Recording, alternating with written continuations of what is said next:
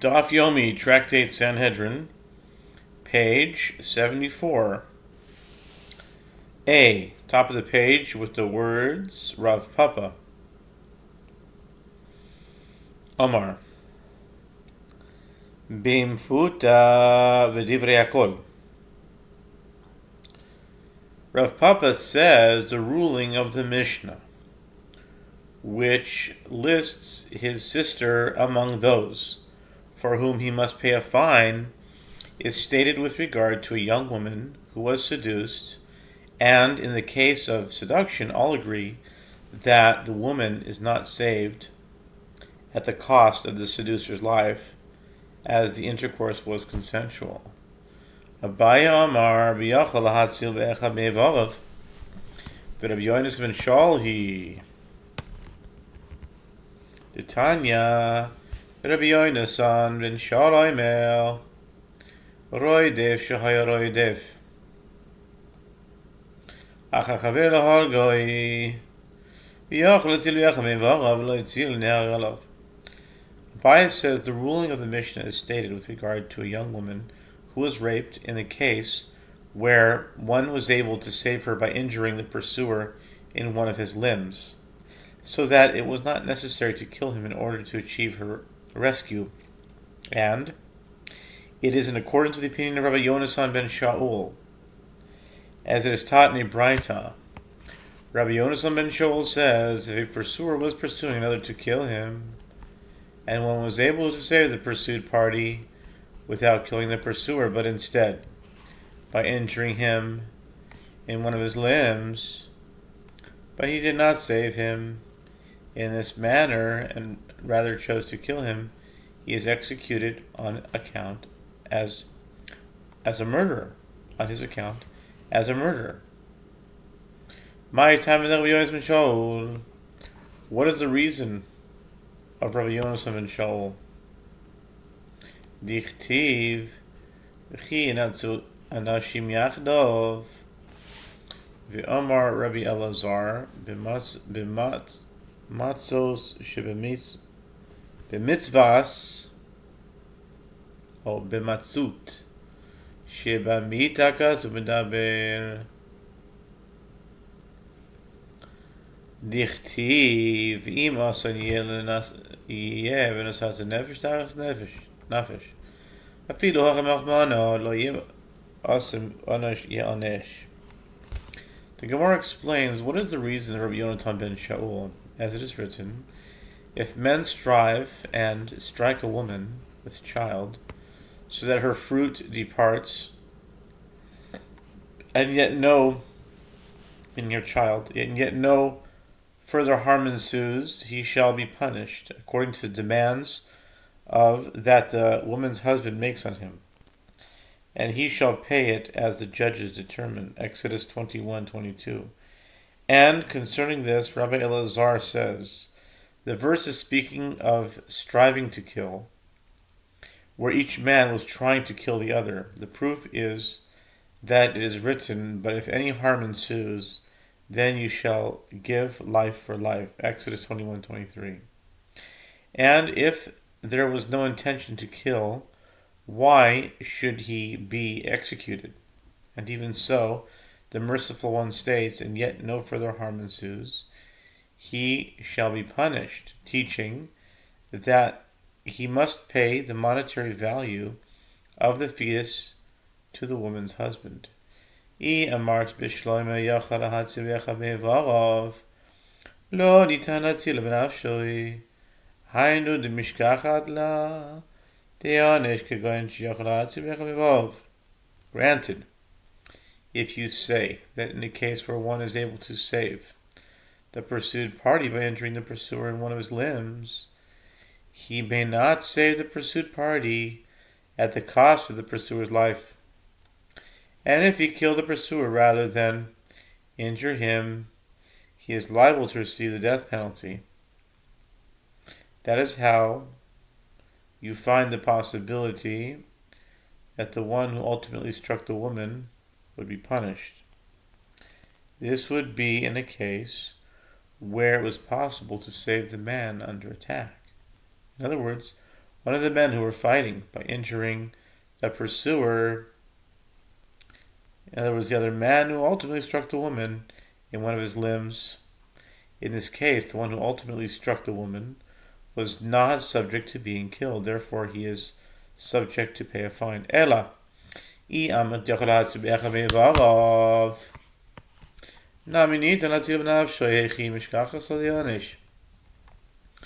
But if you say that even if one is able to save the pursued party by injuring the pursuer in one of his limbs, he can also save him at the cost of the pursuer's life. How can you find the possibility that the one who ultimately struck the woman would be punished? When he was going to strike the other man, he was at risk of being killed, as anybody could have killed him at that time. And the halacha is that anyone who commits an act warranting death exempts himself from any monetary obligation ensuing from that act. The Gemara tries to refute this reasoning. Perhaps it is different here because his two liabilities are not on account of the same person. Rather, his liability to be put to death is on account of this person, the man with whom he fought, while his liability to give payment is on account of that person, the woman he ultimately struck. Consequently, he is liable to receive both punishments. Ben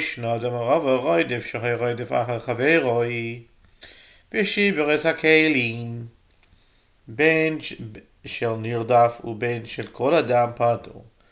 My time, the Gemara rejects this distinction. There is no difference, as Rava says, if a pursuer is pursuing another to kill him, and during the course of the chase, the pursuer broke vessels belonging to either the person being pursued or anyone else, he is exempt from paying the broken vessels. What is the reason for this? The reason is that he is liable to be killed since everyone is entitled to kill him in order to save the victim's life.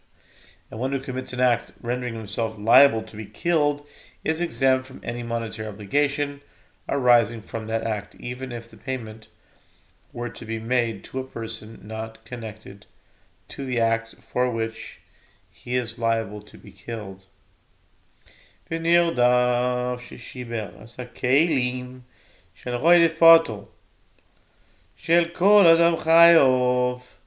של רוידף פטור שלא יהי ממוינך ביבולוב מגופוי של כל אדם חיוב שמציל עצמו ממומן חברוי.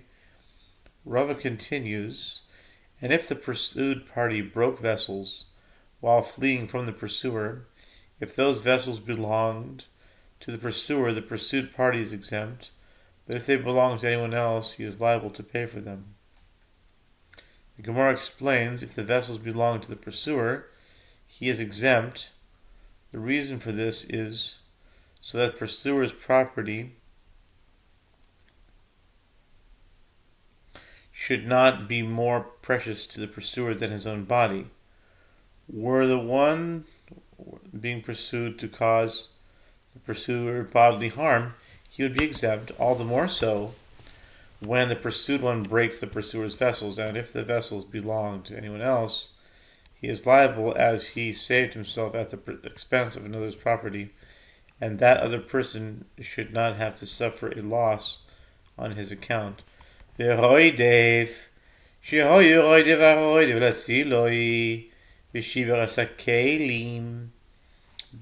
roidef ben shel nirdaf ben shel kol adam parto v'lo min hadin שאם אי אתה אומר כן, נמצא אין לה כל אדם שמציל את חברו מיד הרועדף. Rava continues, but if one pursuer was pursuing another pursuer in order to save him, meaning if he was trying to save the person being pursued by killing the pursuer, and while doing so he broke vessels belonging to either the pursuer or to the one being pursued or to anyone else, he is exempt from paying them. The Gemara comments, this is not by strict law, as if one who saves himself at another's expense is liable to pay for the damage. Certainly one who saves another at the expense of a third party should bear similar liability. Rather, it is an ordinance instituted by the sages. This is because, if you do not say that he is exempt, it will be found that no person will save another from a pursuer, as everyone will be afraid of becoming liable to pay for damage caused in the course of saving the pursued party. Tanya Rabbi Shimon ben Yochai Omer, ha'ovid v'yizara nitan להציל בנפשוי. מקרא וחומר, מה פגם הדיוט ניתן להציל בנפשוי, פגם גבוה לא כל שכן, וכי העונשין מן הדין, כסבר העונשין מן הדין. The Mishnah teaches, but with regard to one who pursues an animal to sodomize it, or one who seeks to desecrate Shabbat, or one who is going to engage in idol worship, they are not saved at the cost of their lives. It is taught in a Braita. Rabbi Shimon ben Yochai says, one who seeks to worship idols may be saved from transgressing at the cost of his life. This is derived through an a fortiori inference. If to avoid the degradation of an ordinary person, such as the case of a rapist, who degrades his victim, he can be saved even at the cost of his life, all the more so is it not clear that one may kill the transgressor to avoid the degrading of the honor of God through the worship of idols. The Gemara asks, but does the court administer punishment based on an a fortiori inference? The Gemara answers, Rabbi Shimon ben Yochai maintains that the court administers punishment based on an a fortiori inference. Tanya, Rabbi Elazar ben Shimon Omer, Hamechal les Shabbos nitin lasil b'nafshay. Sofer lo kavua. Diom lo inchim min adin. V'yas Shabbos b'chilu chilu b'vizal. It's taught in Braita. Rabbi Elazar and Rabbi Shimon says, one who seeks to desecrate Shabbat may be saved from transgressing even at the cost of his own life. The Gemara explains that Rabbi Elazar holds in accordance with the opinion of his father, Rabbi Shimon, who says the court administers punishment based on an a fortiori inference, and the halacha with regard to one who desecrates Shabbat is derived from the halacha with regard to idol worship by way of a verbal analogy between the word desecration mentioned in the context of Shabbat and the word desecration mentioned in the context of idol worship. Am Rabbi Yochanan mishum Rabbi Shimon bar Yehoshua nimnu v'gamu b'aliyas beis natza belod kol averesh b'tayra im oimrin odam avor al tehareg yavor v'al tehareg chutz mi'avodah zara v'gili arayos shfiras damim. The Gemara now considers which prohibitions are permitted in times of mortal danger. Rabbi Yochanan says the name of Rabbi Shimon ben Yochai. The sages who discussed this issue counted the votes of those assembled and concluded in the upper story of the house of Nitza in the city of Lod. With regard to all transgressions in the Torah, if a person is told transgress this prohibition and you will not be killed, he may transgress the prohibition and not be killed because the preserving of his own life overrides all of the Torah's prohibitions. This is the halacha concerning all prohibitions except for those of idol worship, forbidden sexual relations, and bloodshed. Concerning those prohibitions, one must allow himself to be killed rather than transgress them.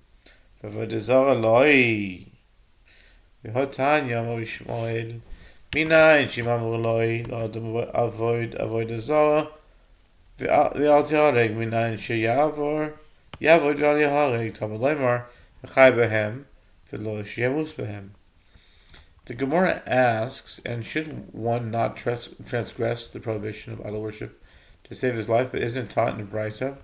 Rabbi Yishmael said, from where is it derived that a person is told worship idols and you will be not killed? From where is it derived that he should worship the idol and not be killed? The verse states, you shall keep my statutes and my judgments, which a person shall do, and he shall live by them. Leviticus 18, verse 5. Thereby teaching that the mitzvot were given to provide life, but they were not given so that one will die due to their observance. Yachal afil b'farhes yatam loymar v'lo techalelu et shem kodeshi v'nikdashti The Brisa continues, one might have thought that it is permitted to worship the idol in this circumstance even in public, meaning in the presence of many people. And therefore, the verse states, neither shall you profane my holy name, but I will be hallowed among the children of Israel. I am the Lord who sanctifies you. Leviticus 22:32. Evidently, one is not required to allow himself to be killed so as not to transgress the prohibition of idol worship when in private, but in public he must allow himself to be killed rather than transgress. Okay. Next, Inu Damar Eliezer. Titania Rabbi Eliezer Omer, V'ahavtes Hashem Elokech b'chol levav v'chol yidecha, Im ner b'chol nafshecha lama ne'emar b'chol miyadecha, Im ner b'chol miyadecha lama ne'emar b'chol nafshecha. The Gemara answers, those in the upper story of the house of Nitza in Lod stated their here it just says Nitza, but anyway, Nitza in their opinion, according to the opinion of Rabbi Eliezer, as it is taught in the Baraita, that Rabbi Eliezer says, it is stated, and you shall love the Lord your God with all your heart and with all your soul and with all your might. Deuteronomy 6:5. If it is stated with all your soul, why is it also stated with all your might? Which indicates with all your material possessions. And if it is stated with all your might, why is it also stated with all your soul? One of these clauses seems to be superfluous. Im yesh. Let's see, we're holding here on time.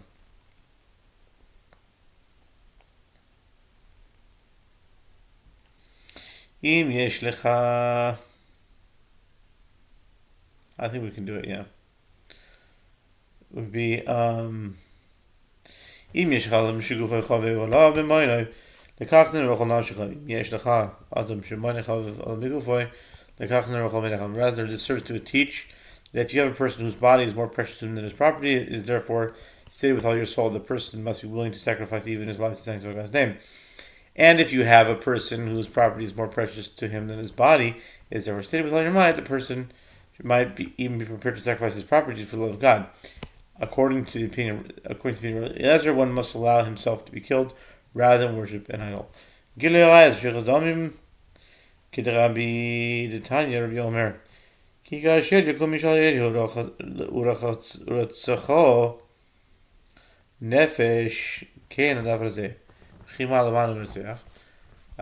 where is it derived that one must allow himself to be killed rather than transgress the prohibition of forbidden sexual relations and the prohibition of bloodshed? This is in accordance with the opinion of Rabbi Yehuda Nasi. As it is taught in a Braita, Rabbi Yehuda Nasi says, with regard to the rape of a betrothed young woman, it is written, but you shall do nothing to the young woman has committed no sin worthy of death. For when a man rises against his neighbor and slays him, so too with this matter. Deuteronomy 22, verse 26. But why would the verse mention murder in this context? But what do we learn from here, from a murderer?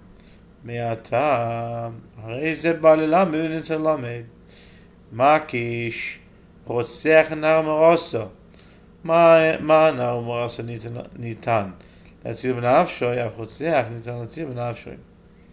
Now the mention of murder came in order to teach a halacha about the betrothal of a woman, and it turns out that in addition it derives a halacha from that case. So it juxtaposes the case of a murderer to the case of a betrothed young woman to indicate that just as in the case of a betrothed young woman, one may not save her at the cost of the rapist's life, so too in the case of a murderer, one may save the potential victim at the cost of the murderer's life. And conversely,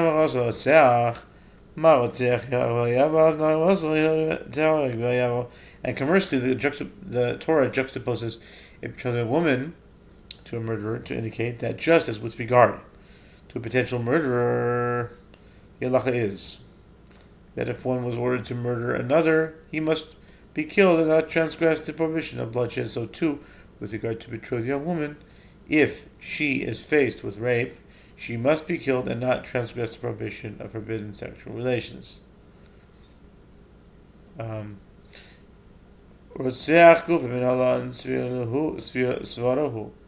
Yehuda says the comment of Amalei.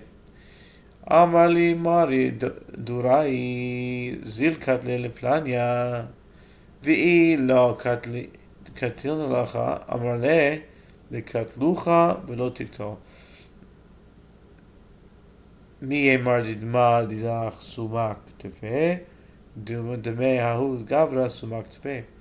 The Gemara asks, from where do we derive this halacha with regard to murder himself, that one must allow himself to be killed rather than commit murder? The Gemara answers that it's based on logical reasoning that one life is not preferable to another, and therefore there is no need for a first to teach this halacha. The Gemara relates an incident to demonstrate this, as when a certain person came before Rabbah and said to him, "The Lord of my place," a local official, said to me, "Go kill so and so, and if not, I will kill you. What should I do?" Rabbah said to him, "It is preferable that he should kill you, and you should not kill. Who is to say that your blood is redder than his, and that your life is worth more than the one who wants you to kill? Perhaps that man's blood is redder." This logical reasoning is the basis for the halacha that one may not save his life one's own life by killing another. Kiyasar dimni yom Rabbi Yochanan lo shonei Allah. Shelo b'shas hashmad, al b'shas hashmad, if you mitzvah kala yereg al v'avar. Rav Dimi came from Eretz Yisrael to Babylonia. He said, when Rav Dimi came from Eretz Yisrael to Babylonia, he said that Rabbi Yochanan said, the sages taught that one is permitted to transgress prohibitions in the face of mortal danger only when it is not a time of religious persecution, but in a time of religious persecution, when the Gentile authorities are trying to force Jews to violate their religion, even if they issued a decree about a minor mitzvah, one must be killed and not transgress.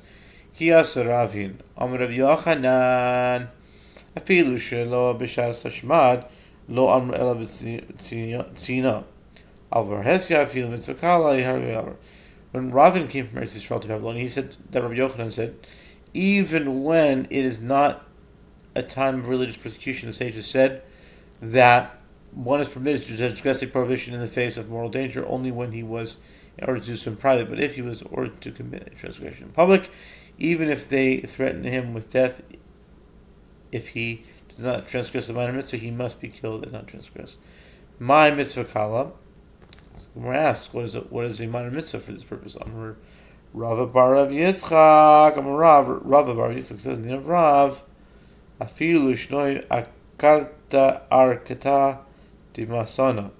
Now we're on top of 74b. Even to change the strap of a sandal. There was a Jewish custom with regards to sandal straps. As the Gentile authorities were to decree that the Jews must change their practice and wear sandal straps like those worn by the Gentiles, one would be obligated to give up his life rather than veer from the accepted custom.